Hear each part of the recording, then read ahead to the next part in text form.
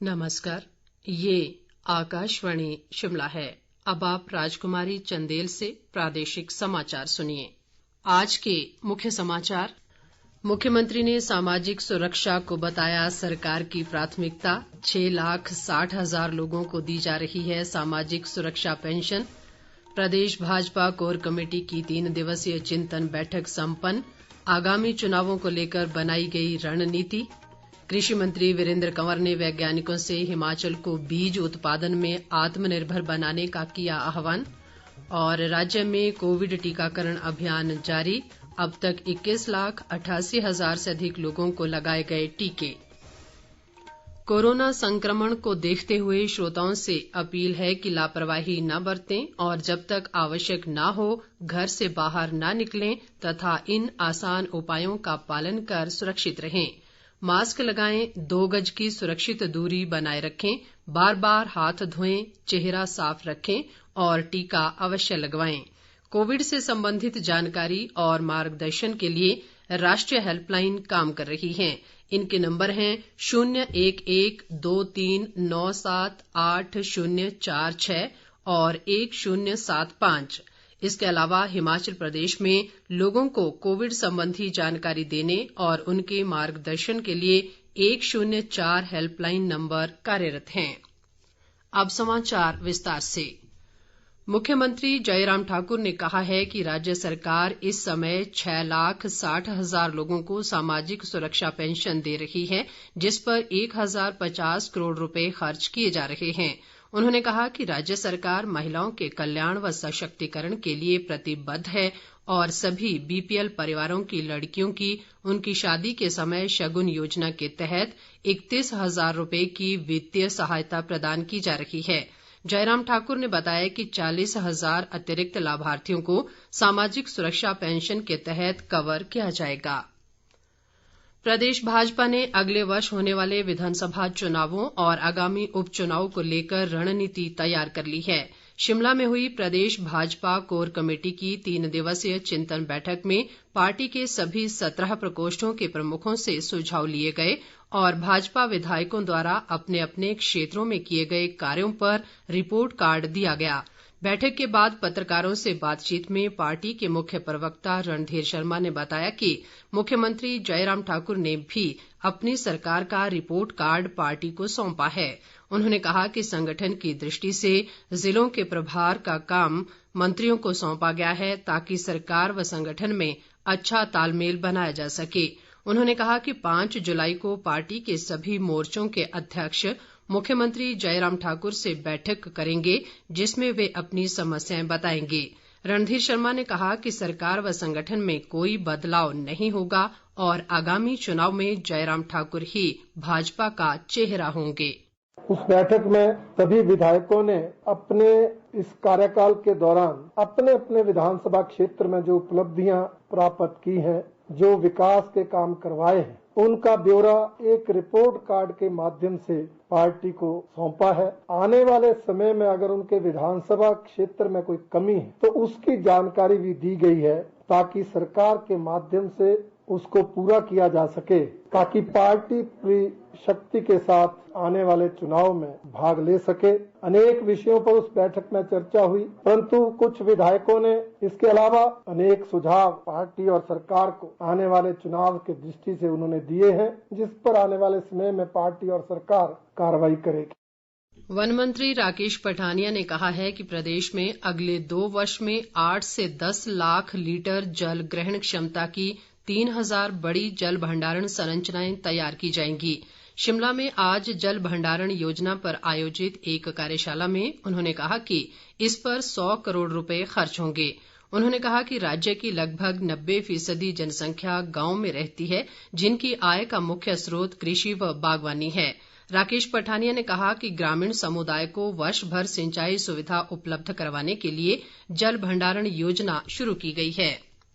शिक्षा मंत्री गोविंद ठाकुर ने कहा है कि नई शिक्षा नीति एक ऐसा महत्वपूर्ण दस्तावेज है जिससे शिक्षा में दूरगामी प्रभाव होंगे।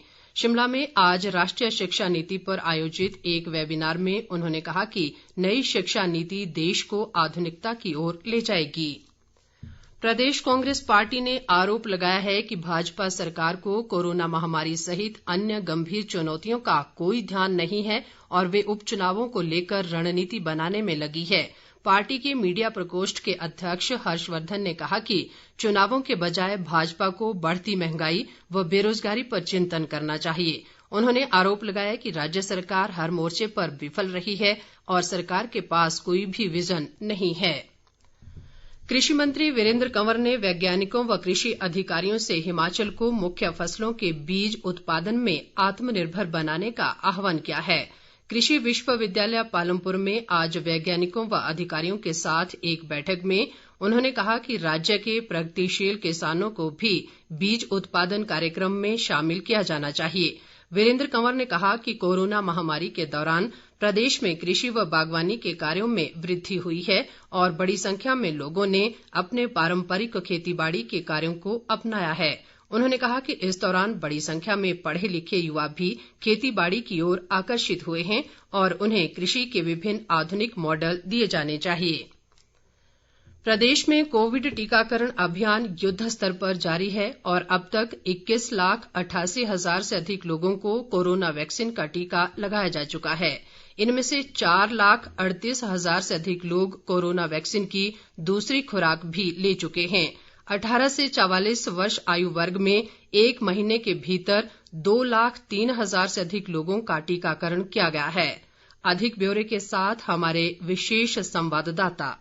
कोविड टीकाकरण अभियान में हमीरपुर जिला प्रदेश भर में अव्वल रहा है और जिले में 49.5% आबादी का टीकाकरण कर लिया गया है। जिले में 45 वर्ष से अधिक आयु वर्ग में 1.5 लाख से अधिक लोगों को कोविड वैक्सीन की पहली खुराक दे दी गई है, जबकि 27,000 से अधिक लोगों को दूसरा टीका भी लगा दिया गया है। आबादी के लिहाज से प्रदेश के सबसे बड़े जिले कांगड़ा में लगभग 40% आबादी का टीकाकरण कर लिया गया है। इसी प्रकार बिलासपुर जिले में 46, कुल्लू में 36, लाहौल स्पीति जिले में 42, शिमला में 40, सोलन में 41, ऊना में 36 और किन्नौर जिले में 46% लोगों को टीके लगाए जा चुके हैं। सिरमौर जिले में टीकाकरण अभियान की रफ्तार अन्य जिलों से कुछ कम है और यहां लगभग 31% आबादी का टीकाकरण किया गया है। कुल मिलाकर प्रदेश में अभी तक 21,88,947 लोगों को कोरोना वैक्सीन के टीके लगाए जा चुके हैं। रितेश कपूर, आकाशवाणी समाचार, शिमला। प्रदेश में कोरोना संक्रमण की स्थिति में सुधार हो रहा है और सक्रिय मामलों में गिरावट जारी है। राज्य में आज कोरोना के 292 नए मामले आए हैं, जबकि 585 लोगों ने कोरोना से जंग जीती है।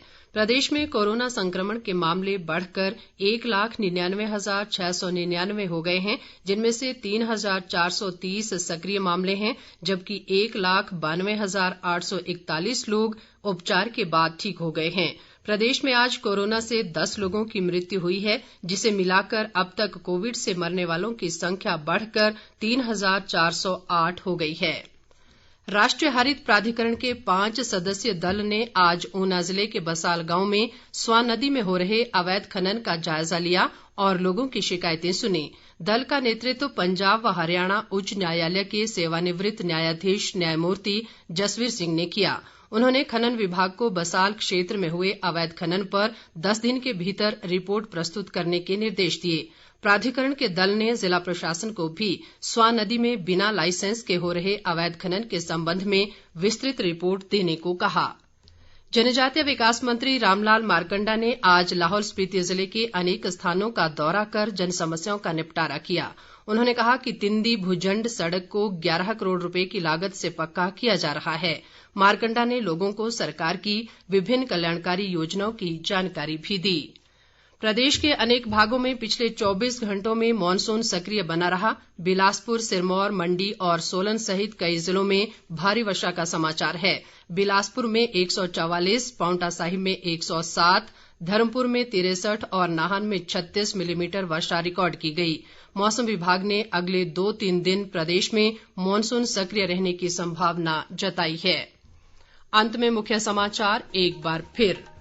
मुख्यमंत्री ने सामाजिक सुरक्षा को बताया सरकार की प्राथमिकता। 6,60,000 लोगों को दी जा रही है सामाजिक सुरक्षा पेंशन।